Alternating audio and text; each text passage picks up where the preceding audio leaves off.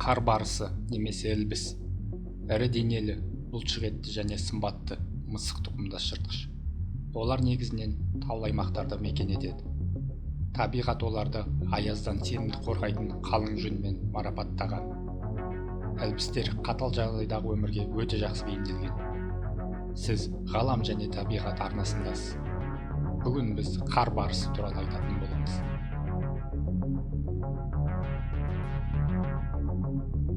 Ілбіс үлкен және кіші мысық тұқымдас жыртқыштар арасында бірқатар сипаттамалар бойынша аралық түр болып табылады.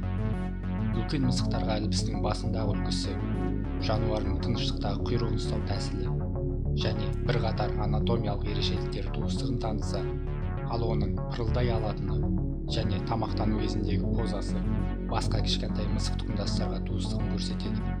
Өлшемдері бойынша ол леопардтан кем түспейді. Еркектері әдетте аналықтарына қарағанда үлкенірек, массивті және күштірек.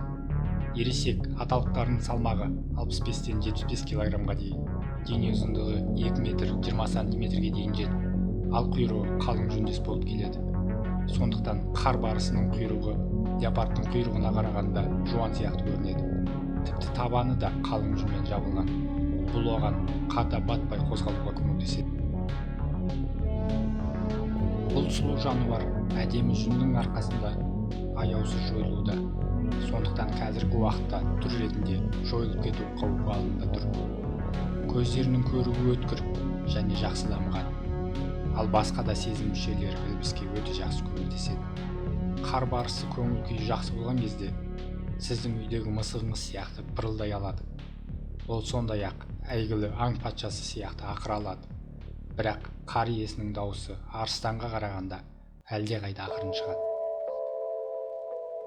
Ілбіс 12 мемлекеттің территориясында, оның ішінде Орта Азия тауларында, Памир, Тянь-Шань, Алтай таулары, Үндістанның Кашмирі мен оңтүстік-шығыс Тибетке дейінгі жерлерде кездеседі. Әдетте ілбістер 2000-3000 метр биіктікте уақытын өткізеді. Ауа райы жылы кезде ол тіпті әлем төбесінің астына 6000 метрге дейін көтеріледі. Бұл аңызға айналған Эвересттен 2000 метрге ғана төмен. Көбінесе ол өсімдіктері жоқ таулы жазықтарды мекен етеді. Өзінің үй ретінде тастар мен үңгірлердің саңылауларын таңдайды және сол жерлерде ұрпағын өсіреді.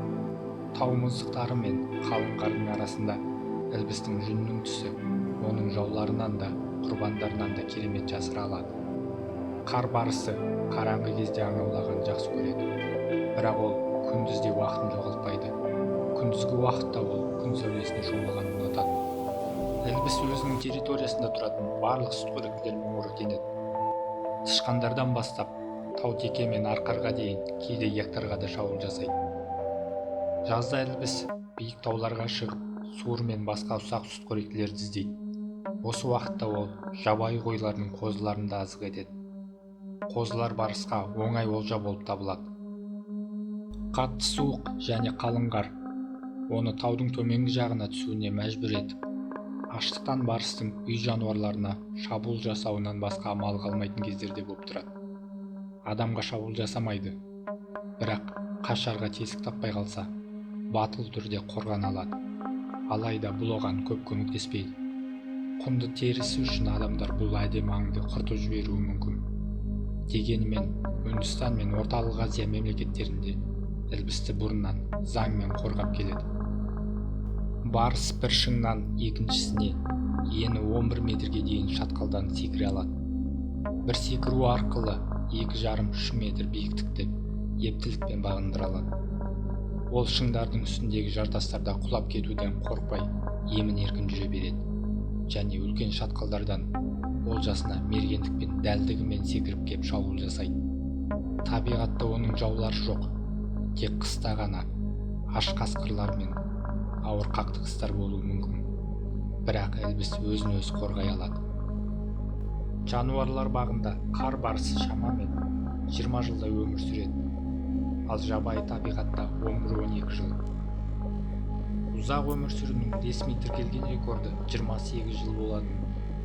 Қазірдің өзінде ілбістер нашар зерттелген. Өйткені олардың тіршілік ету ортасының қол жетімсіздігі кез келген зерттеуді қиындата түседі. Ал мына кадрлардан өзіміздің Қазақстандағы Іле Алатауындағы жасырын камераларға түсіп қалған ілбістер мен тауешкілерді бақылай аласыздар.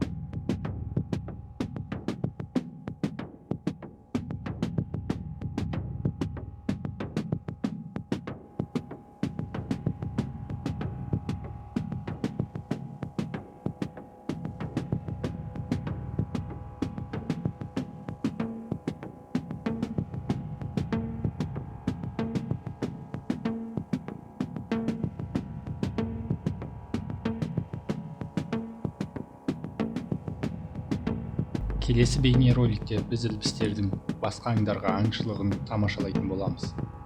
Егер видео ұнаса лайк басыңыздар, каналға тіркеліңіздер.